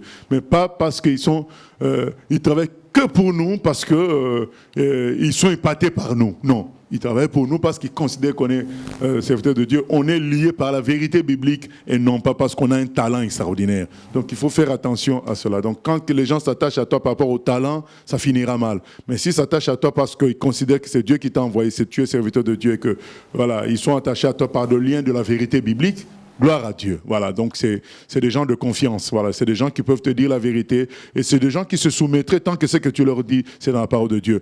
Mais la personne qui est attachée à toi, au début, pour ton talent, au début, il te facilite tout, mais après, il va dessiner ce talent-là à son goût, à lui. C'est ça le sort des idoles. Voilà, ils finissent par être eux-mêmes des serviteurs de leurs idolâtres, voilà, donc de leurs adorateurs. Voilà la relation qu'il y ait.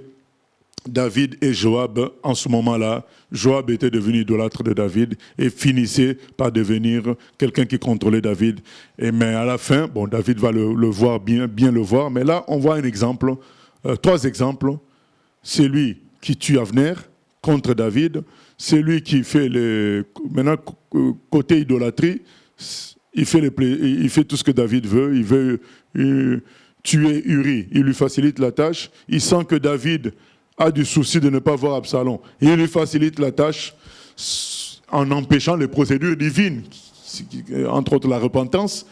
Et voilà, on va avoir d'autres cas sur Joab. Là, c'est le premier cas. On va avoir d'autres cas sur lui.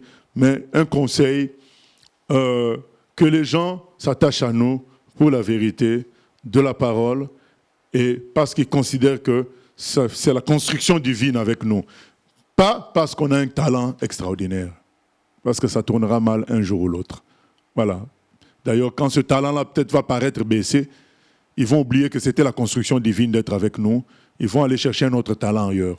Alors qu'en quittant ainsi la construction divine pour eux.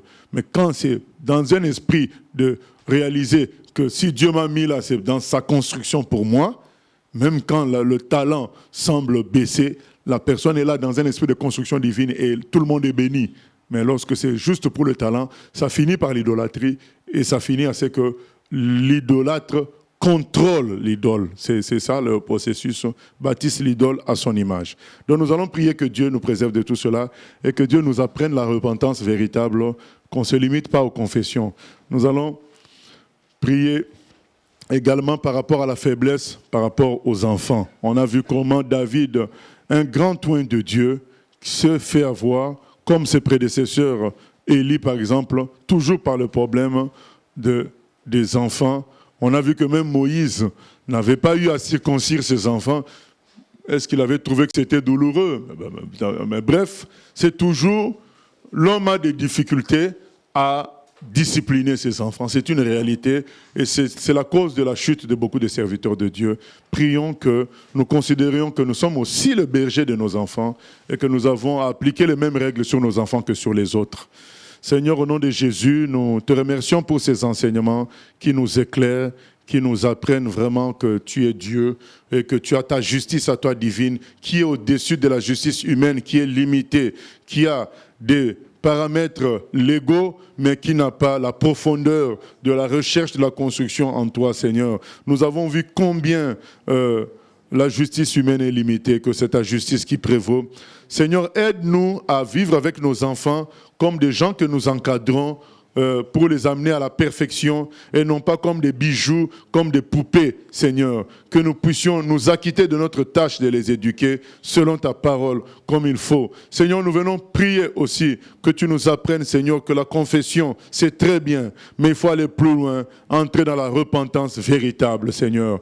Regardez en nous la poutre qui est cachée, Seigneur, et sortir cela au nom de Jésus-Christ afin qu'on soit libre complètement. Seigneur, nous prions que ton esprit travaille dans nous, au milieu de nous en appelant chacun, Seigneur, à la conviction de péché, de justice et de jugement, afin que nous vivions libérés de toute emprise des ténèbres, comme ce passage de Timothée nous le dit. Seigneur, nous venons prier. Seigneur, que tu nous préserves de l'idolâtrie, que nous n'acceptions pas l'idolâtrie des gens. Si les gens nous choisissent pour le talent, que nous refusions cela carrément, que nous les enseignons, Seigneur, à suivre la volonté de Dieu, ta parole. Seigneur, merci encore pour tous tes bienfaits. Au nom de Jésus, Amen. Voilà, nous allons prendre un instant pour prier pour notre sœur Valérie, qui a été pendant un certain nombre de mois ici, qui venait de Guadeloupe, et qui va s'en aller après sa formation. Ça a été une grande joie d'être avec elle. Valérie, tu peux avancer? Voilà. Donc nous allons tous ensemble prier pour elle, la bénir, qu'elle parte là-bas avec toutes nos bénédictions et la construction du Seigneur. Voilà. Gloire à Dieu. Donc je vais laisser l'ancien Siméon qui va prier.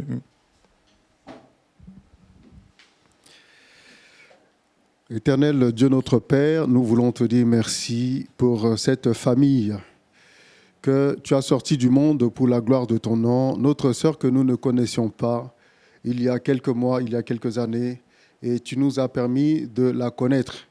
Et elle a été pour nous une bénédiction et nous voulons la bénir en retour. Merci Seigneur de l'accompagner, que tout ce qu'elle a reçu, Seigneur, au milieu de nous, qu'elle mette cela à profit et qu'elle soit une bénédiction pour sa famille, pour les bien-aimés qui sont là-bas.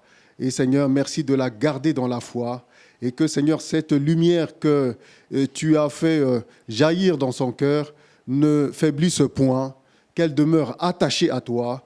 Et nous voulons détruire tout ce que l'ennemi veut faire, Seigneur, pour l'emmener à baisser dans son zèle, dans son attachement à ta parole, dans son attachement à ta personne, et que ton nom soit glorifié. Et encore, merci notre Père d'être avec elle, dans le nom de Jésus. Amen. Amen. Voilà. Gloire à Dieu. Donc, on se retrouve mardi prochain pour Béréen l'explorateur. À bientôt. Que Dieu nous bénisse.